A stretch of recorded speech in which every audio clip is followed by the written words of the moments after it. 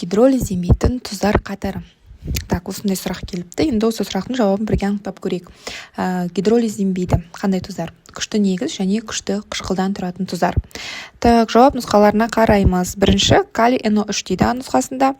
Так, калий NO3, калий OH бұл бізде күшті негіз, ал HNO3 ол бізде күшті қышқыл. Яғни бұл тұз гидролизденбейді. Так, натрий хлориді. Натрий OH ол бізде күшті негіз, және H хлор ол бізде күшті қышқыл. Яғни бірінші А нұсқасы бізде дұрыс жауап ретінде есепке алынады. Так, екінші цинк хлориді дейді. Бұл жерде қараймыз, цинк OH2 мырыш гидроксиді әлсіз негіз.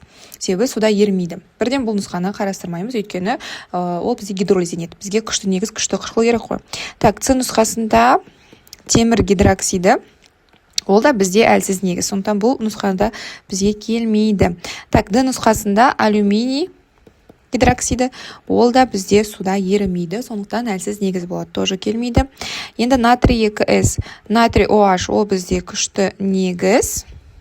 Так, H2S күкірсутек қышқылы ол бізде әлсіз қышқыл, сондықтан бұл нұсқада бізге келмейді, өйткені екеуі де күшті емес.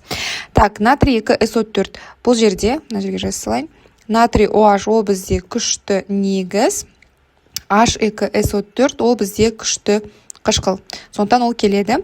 Натрий NO3-те тоже натрий OH ол бізде күшті негіз, ал HNO3 жаңа айтып кетті күшті қышқыл. Сондықтан бұл нұсқада бізге келеді. Яғни бұл сұрақтың екі дұрыс жауабы бар екен, А және F нұсқасы.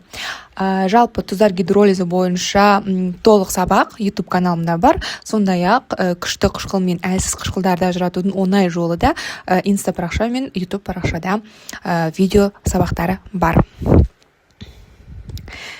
Егер де видео ұнаған болса, міндетті түрде лайк басып, тіркелуді ұмытпаймыз.